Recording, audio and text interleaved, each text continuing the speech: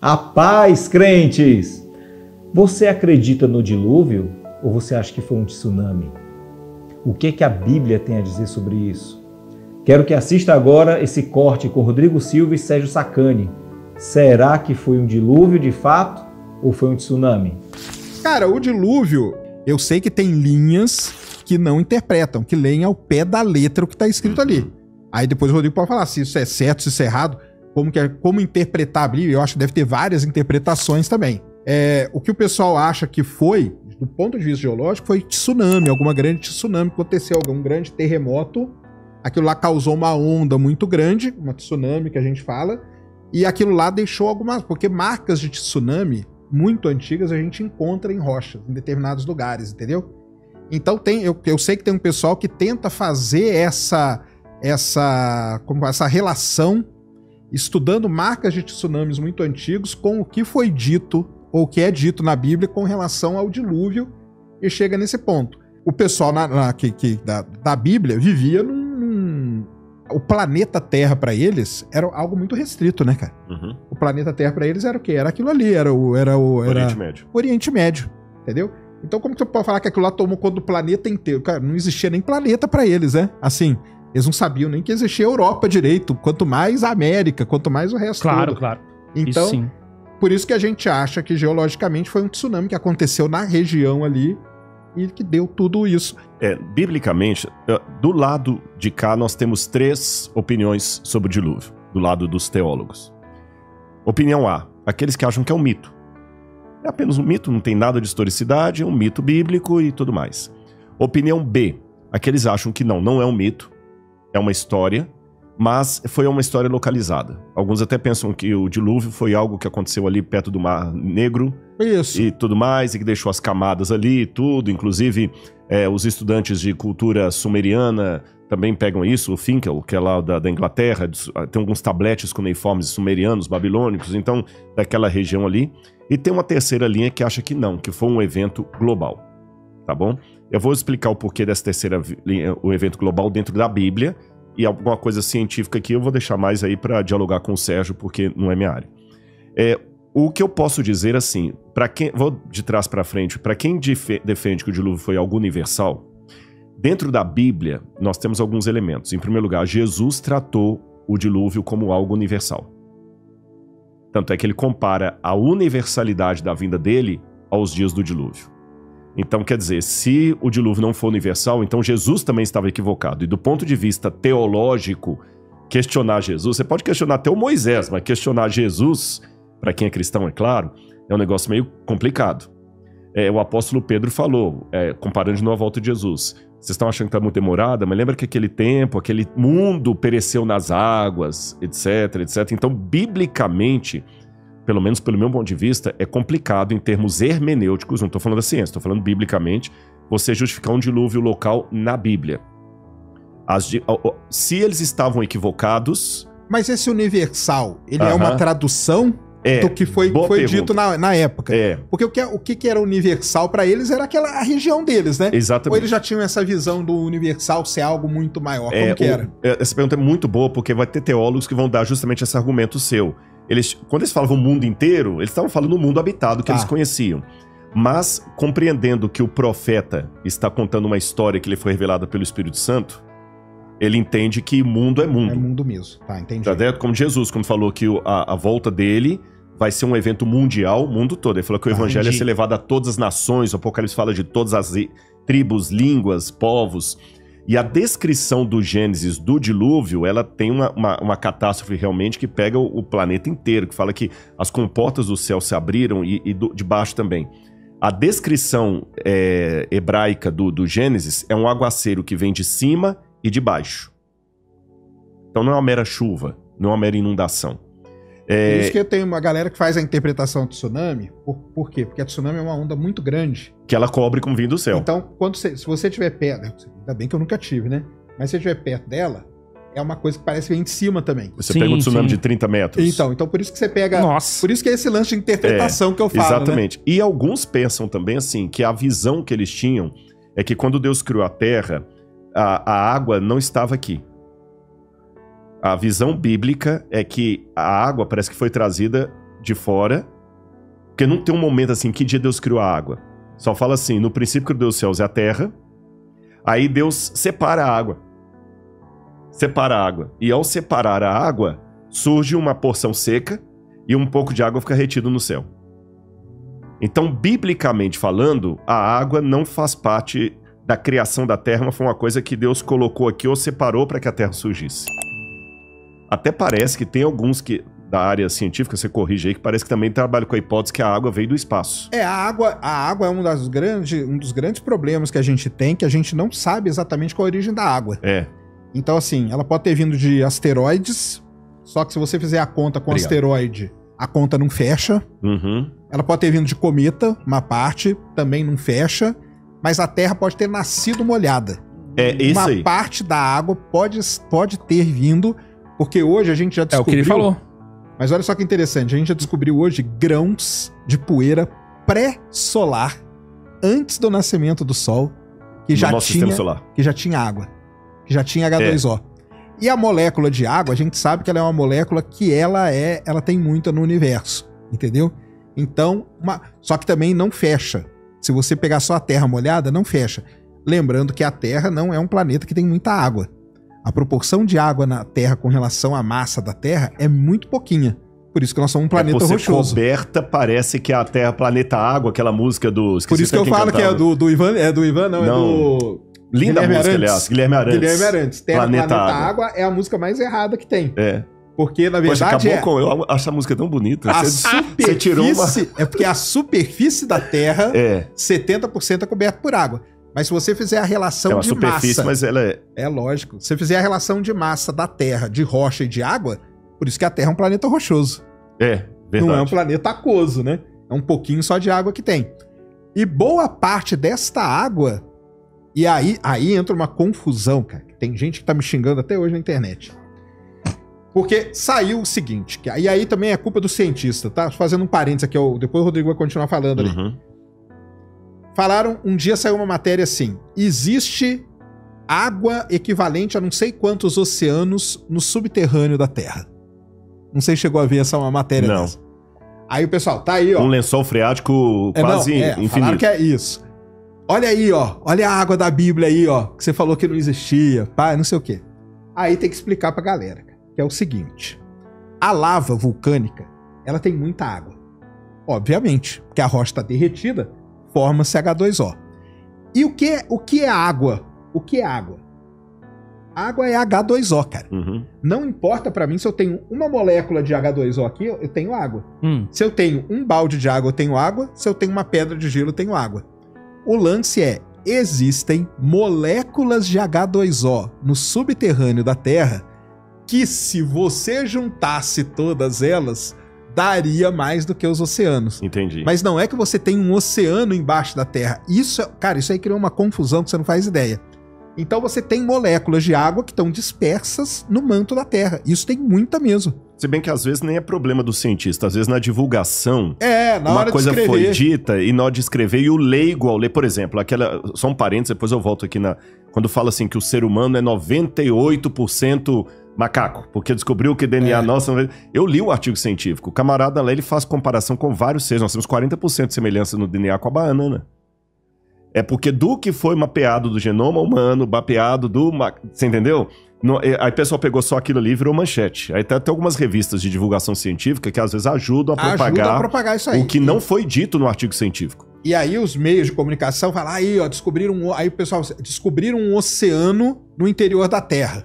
Aí acabou, cara. Mas eu achei interessante, você falou. Então existem uma espécie moléculas de H2O. De H2O, dispersas no manto da Terra. Uhum. Se por acaso a gente conseguisse juntar todas elas, um dia juntar tudo... Então, isso dá mais do que no oceano. Sim, mas não tem um oceano, é diferente. Não é um oceano. Sim, mas poderia se trabalhar hipoteticamente, com a ideia que um dia, se essas moléculas estivessem todas juntas e se separaram por qualquer situação... Sim, elas teria bastante água. Ou seja, o planeta Terra um dia foi aquoso. Não, porque mesmo assim é pouco. Mesmo assim é pouco? É pouco, em relação à massa da Terra. A massa, né? Tá entendido. A relação não mudaria massa, a nomenclatura. Não daria. Biblicamente, o Gênesis só coloca assim, no princípio, criou Deus os céus e a terra, Bereshit bara Elohim.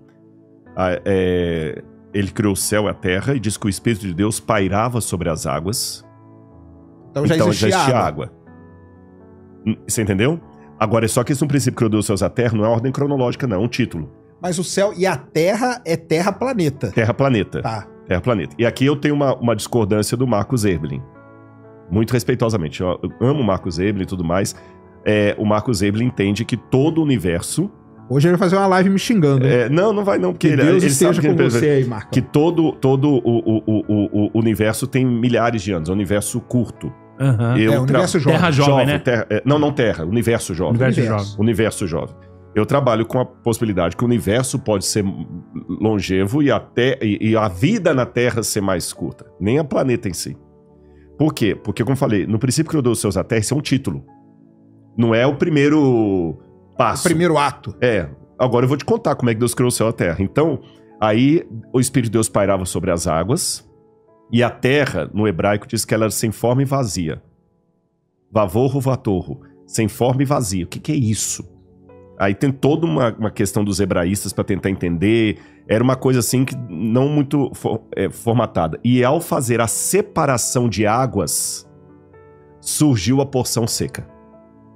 É isso que a Bíblia diz. Ao fazer a separação de águas, surgiu a porção seca.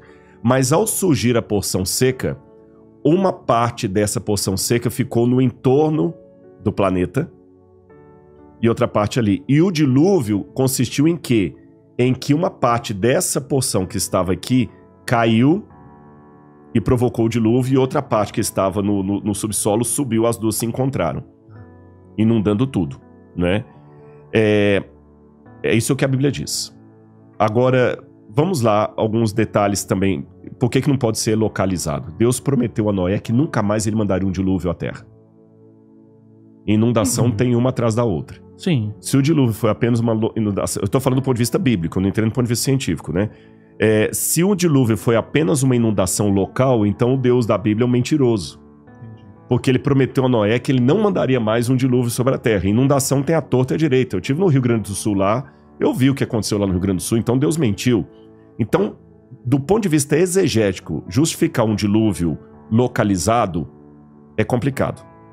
Justificar um dilúvio mitológico também é complicado, porque você está desmentindo Jesus. Então, não me sobra muita coisa senão uma leitura nesse ponto literal de um dilúvio mundial. Agora, a partir disso aqui, eu tenho isso no texto, é a hora a gente levanta a cabeça para o lado do muro e começa a conversar com os geólogos e paleontólogos e tudo mais. Existe alguma possibilidade de alguma coisa assim? Aí, de novo, como leigo, o que eu tenho visto alguns sites, tem o Dr. Naor Neves, por exemplo, já aposentado, trabalhou muito tempo com paleontologia e geologia. Tenho também o Marcos Natal, que também era geólogo, formado lá na Universidade Federal do Rio de Janeiro, de Belo Horizonte. Eles trabalham com uma expressão que ela também tem várias explicações. Catastrofismo universal. Qualquer geólogo observa que houve uma catástrofe geológica que pegou o planeta todo. Aqui o debate vai bater apenas no seguinte: essa catástrofe aconteceu quando? E nós estamos falando de uma catástrofe que deu todos os resultados que nós temos, ou de várias catástrofes localizadas que me permitem esse cenário. Aí a leitura que alguns fazem, por exemplo, e Sérgio, o que eu for impreciso aqui me corrija, porque eu estou reproduzindo o argumento de outros. Beleza. Não é uma área de minha própria investigação. Você olha para a Lua tem aquelas manchas pretas ali que é magma. Rocha derretida. Esses astroblemas acontecem na Lua, muitos deles também bateram na Terra. Sim. E Tanto numa é que época... a extinção dos dinossauros foi um astroblema. Foi daí que eu peguei a questão da Lua. É que a Lua serviu de um escudo ali, né? Mais ou menos. Então, a Terra tem essas catástrofes universais. 5 extinções em massa, né? Que a gente então fala. a Bíblia fala assim, quando a Bíblia fala de um dilúvio universal, se eu trocar a palavra dilúvio universal por catastrofismo universal, eu estou falando a mesma coisa do cientista, só que com a linguagem bíblica. A Bíblia chama dilúvio universal. Faz sentido. E quando... É porque a ideia popular de aguaceiro, de inundação, dá para o dilúvio uma conotação muito aquém do que realmente ele foi. Porque se eu entender que o dilúvio foi a ira de Deus caindo sobre o mundo, Não foi só uma chuvinha inundando tudo e a arca de Noé flutuando ali. Foi uma coisa de ira mesmo, de caos. Tanto é que Pedro fala que os céus estão entesourados para a destruição, que vai ser a volta de Jesus. Então, realmente causou a extinção de muitos animais, de cadeias de animais inteiras, dinossauros, e tsunamis fazem parte desse modelo, sim. Astroblemas, pancadas. Por isso que eu citei a palavra astroblema aqui, mas aqui bateram astroblemas com tsunamis, talvez de 30, 40 metros de altura, varrendo tudo aqui. E essa catástrofe, ela foi tão emblemática que aí é uma questão de fé. Pelo Espírito Santo, aqueles que sobreviveram foram contando. Aí 2 elementos mais para dar a oportunidade do Sérgio também colocar o contraponto dele. De novo, estou explicando como leigo. Parece-me que em geologia há 2 tipos de fenômenos: os ordinários e extraordinários. Ordinários é aquilo que está acontecendo todo dia, mas eu não consigo acompanhar. Eu não consigo ver. Esse prédio aqui está tendo uma erosão. Se ninguém der manutenção nesse prédio, não sei, vou chutar um número aqui, quem sabe daqui a 200 anos ele vai colapsar. Porque é o efeito ordinário da erosão. Porém, se tiver um terremoto aqui, esse prédio vai cair em 2 minutos. 2 minutos. O terremoto é um efeito extraordinário. Então, o efeito extraordinário, ele provoca num curto espaço de tempo que o ordinário demoraria séculos para provocar. Então, trabalhando com a hipótese que pode ter havido um catastrofismo bíblico que provocou uma extinção em massa, queda, acúmulo de terras, barreiras, sufocamento, produção. Então, pode ser, a hipótese é que algumas leituras geológicas que são interpretadas em termos ordinários podem ter sido extraordinários. Entendeu? Aí é um assunto que vai ficar desleal se eu discutir com o Sérgio, porque a minha área é pequena nesse sentido, mas, por exemplo, muitos fósseis não demonstram aparência de milhões e milhões de anos para se fossilizar, porque você tem um animal que parece que ele foi fossilizado comendo um outro, caçando um peixe assim com a barbatana ainda aparecendo, coisas que desapareceriam num processo longínquo. É mais ou menos por aí que vai a argumentação. Agora, é lógico. E o último ponto que eu ia mencionar.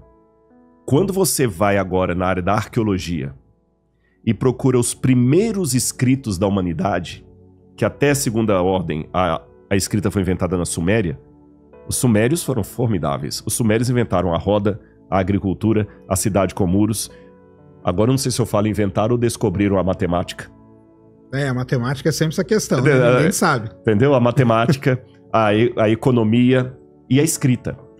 Aí, quando você vê os primeiros documentos da humanidade, o que os sumérios contam que eles são? Eles falam que eles são descendentes daqueles que sobreviveram ao grande dilúvio.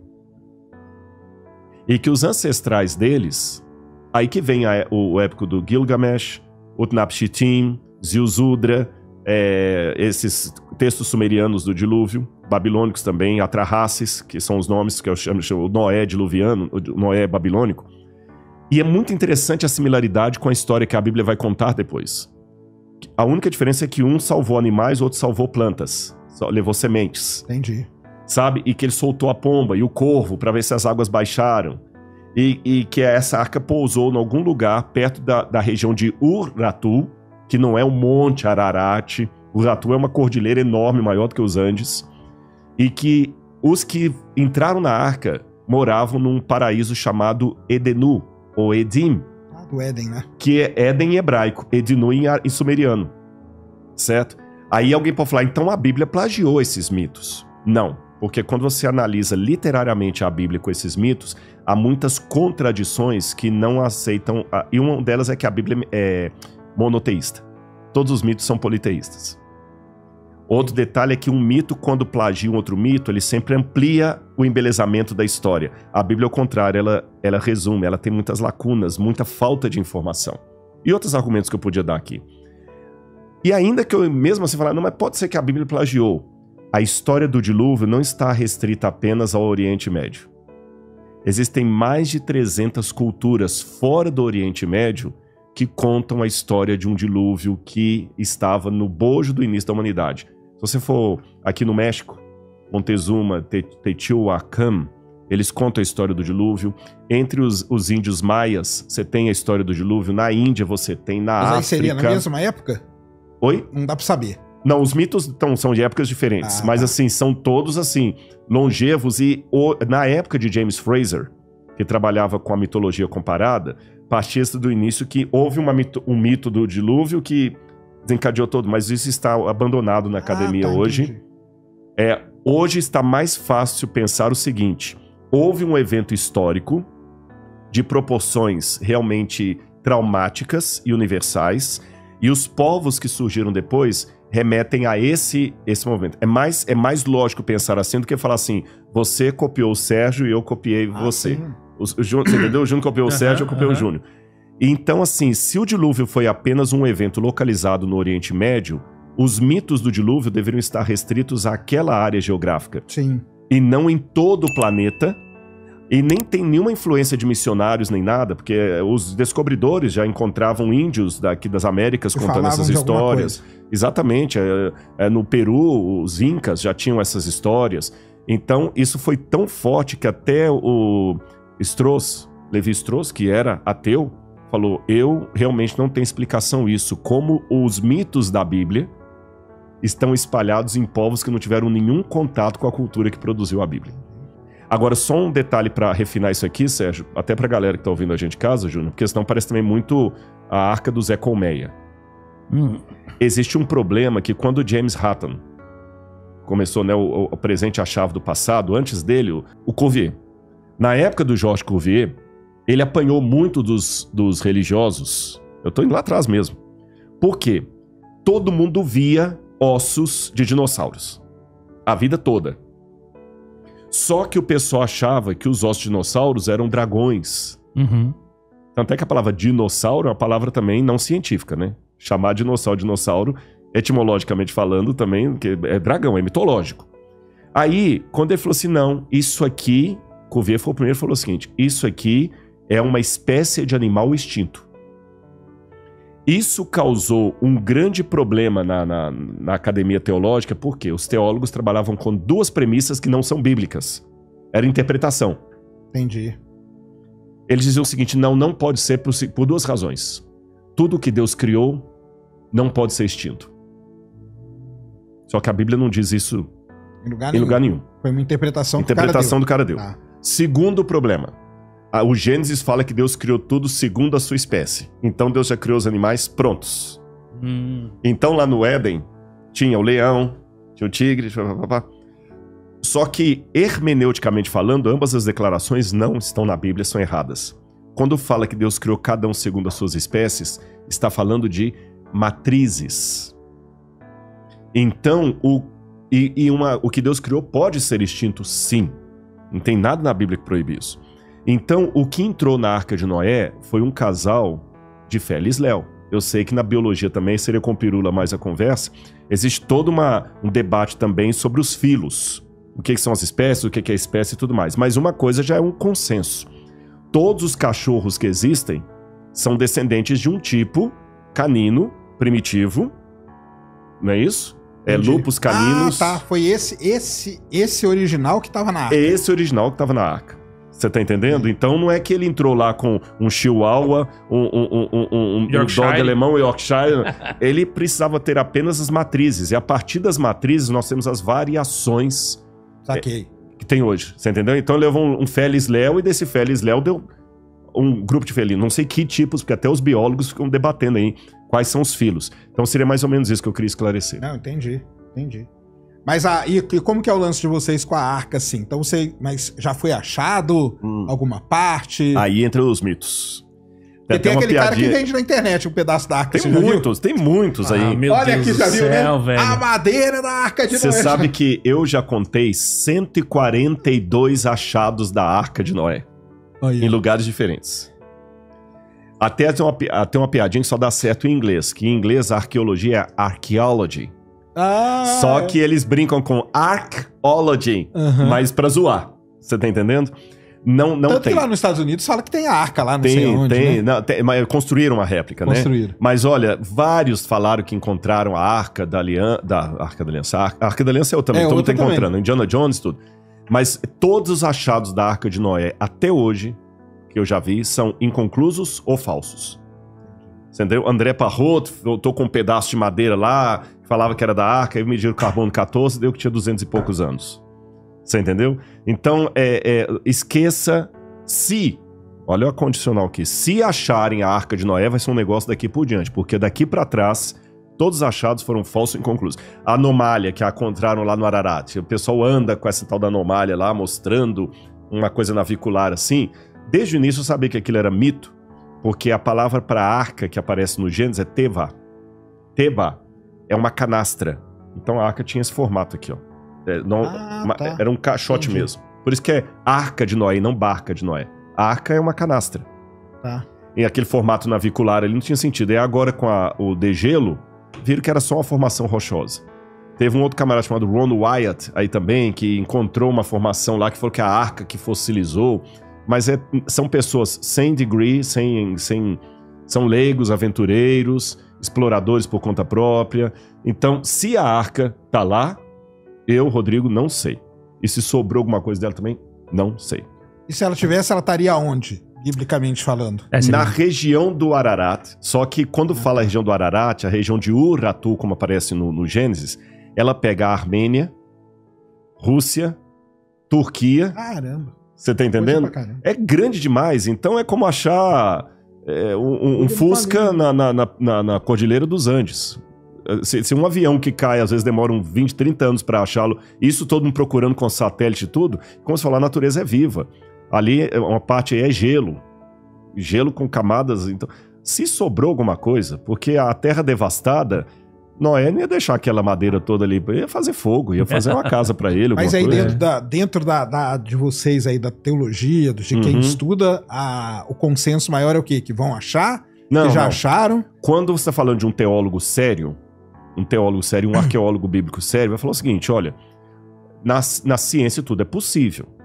Pode ser que amanhã encontre um novo manuscrito bíblico que ninguém imaginava, com possibilidade. Como você também pode amanhã, fala assim, amanhã podem descobrir uma coisa aí que vai quebrar, ou um médico falar, amanhã pode descobrir a cura do câncer. Sim, claro. Mas isso é diferente de eu chegar para colocar uma mochila e ir lá para procurar. Mesmo porque isso envolve dinheiro. A gente procura também, mas procura quando tem uma razoabilidade precisa. Por exemplo, quando a gente está mapeando uma cidade bíblica. Sim. Eu tenho já essa cidade aqui descoberta e todo mundo concorda que essa aqui é a cidade A. Essa aqui é a cidade B. Então a cidade C, eu sei que ela ficaria na área ali. Então, por exemplo, a cidade Betsaida, de onde veio o apóstolo Pedro. Tem uma dúvida onde seria Betsaida. E tem 2 sítios arqueológicos hoje que podem ser. Então o pessoal está investigando os 2 para ver qual que tem mais. Por quê? Mas aí já é um sítio arqueológico. É um sítio arqueológico, já tem exatamente. Estudo, né? Então é diferente de eu pegar agora uma mochila, se meter pegar no meio um avião, Rússia lá. vou lá pro meio da Rússia lá, ou da Armênia lá, e sair no meio do nada lá, procurando uma agulha para aí não é científico. Entendi. Mas o consenso dentro da teologia, então, é que não vão encontrar. Porque ela existiu, mas... Existiu, exatamente. Se encontrar... Beleza, mas ninguém tá esperando, não tem nenhuma profecia que vou encontrar a Arca de Noé, estamos aguardando Deus revelar isso ao mundo. Não tem nada disso. Mas isso é uma leitura que eu fiz aqui e alguma coisa que eu tentei falar da área do outro aqui, eu espero não ter falado muita bobagem. Pode ser um evento global, pode ser mesmo, porque a Terra passou por 5 extinções em massa, né? Boa parte delas são ligadas ao vulcanismo. Boa parte delas. Mudanças climáticas muito sérias, né? E quando você tem um grande impacto, se ele foi no oceano, porque aí tem a chance maior é que bata, né? Porque como é 70% da superfície é água, aí pode mesmo ter marcado em vários lugares e cada cultura ter sentido aquilo, relatado aquilo de um jeito e que no final você chega mais ou menos na mesma história, né? Isso aí faz muito sentido mesmo. Irmãos, é claro que é muito importante você saber de fato defender a sua fé, o que está escrito. Afinal, a Bíblia fala, esteja pronto, a tempo e fora de tempo. Mas quero chamar muita atenção sobre algo muito profundo, sobre a mensagem de Noé, sobre o dilúvio, o que nós podemos aprender hoje para a nossa caminhada com Cristo. Nós lemos assim Lucas. Em Lucas 17, versos 26 e 27, está escrito: E como foi nos dias de Noé, assim será também nos dias do Filho do Homem. Comiam, bebiam, casavam, davam-se em casamento, até ao dia em que Noé entrou na arca e veio o dilúvio e os destruiu a todos. O mais importante dessa mensagem é saber como estamos vivendo nesses dias presentes. Como eu e você estamos lidando com a nossa vida. Como nós estamos levando os nossos dias e se nós estamos fazendo o que nós fomos chamados para fazer. Pregar o Evangelho. Conversar com aquelas pessoas que precisam ouvir sobre Jesus Cristo para a sua salvação. Essa mensagem também é para mim, é para você, não apenas para falar o Evangelho, mas para vivê-lo, para que as pessoas possam nos ver e enxergar Jesus em nós, para que as pessoas, quando conviverem conosco, estarem junto conosco, possam sentir a presença de Cristo. É fundamental falar, é importante falar, tem que ser falado. Mas muito importante também é como você vive a sua vida e como as pessoas estão olhando para você. Porque, de fato, muitas pessoas vão conseguir ler a palavra através da sua vida, do seu bom testemunho.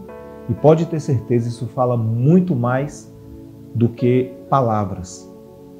Isso fica crivado na mente das pessoas que convivem com você, que observam seus atos.